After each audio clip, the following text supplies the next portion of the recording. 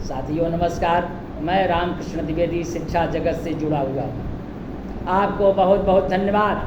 आपका असीम प्यार मिल रहा है।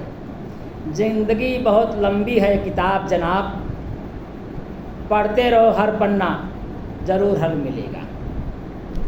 ज़िंदगी जीने के लिए है, अगर आपको बेहतर बनाना है तो एक नया तरीका खोजिए जो दिलचस्प हो, रुचिकर हो, आपके अपेक्षा के अनुकूल हो।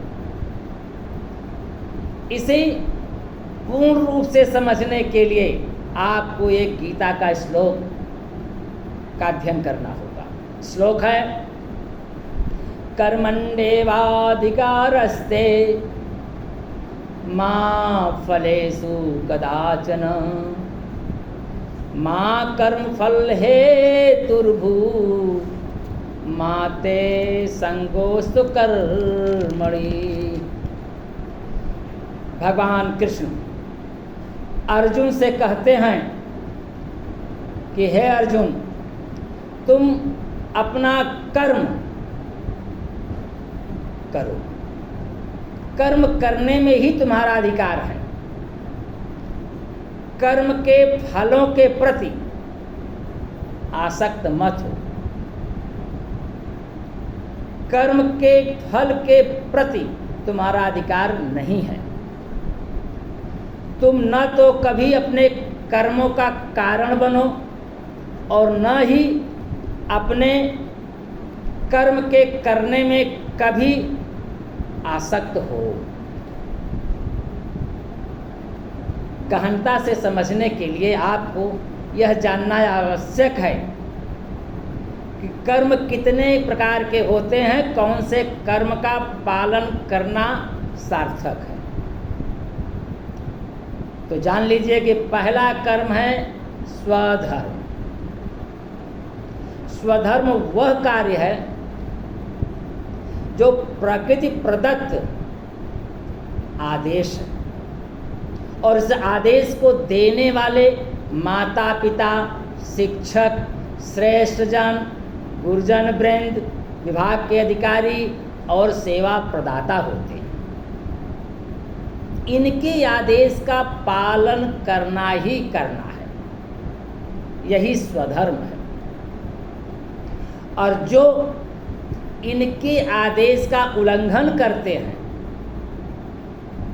वह विकर्म कहलाता है। विकर्म करने वाले लोग शास्त्र और कानून के अनुसार दंड के भागी होते हैं।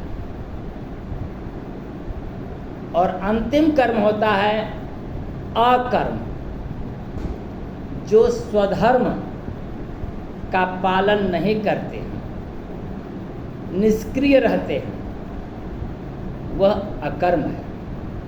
भगवान श्री कृष्ण अर्जुन से कहते हैं कि तुम निष्क्रिय मत हो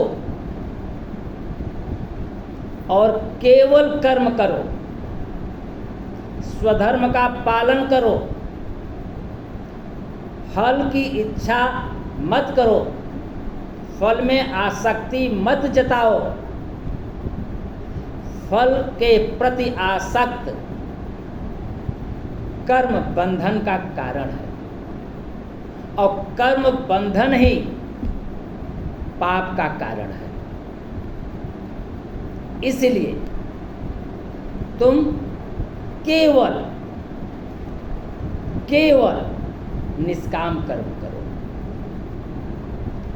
शास्त्रों के अनुसार निष्काम कर्म ही, स्वधर्म का पालन ही मुक्ति मार्ग तक ले जाता है, सफलता तक ले जाता है और पिक पॉइंट पर पहुंचाता है, जहां हमारे बालक बालिकाएं, छात्र छात्राएं, युवा पीढ़ी के लोग पिक पॉइंट तक पहुंचना चाहते हैं, जाना चाहते हैं, उद्देश्य बनाए हैं। उसके लिए कर्मण्येवाधिकारस्ते क्या पालन करें, केवल कर्म करें और फल अंतर्निहित है।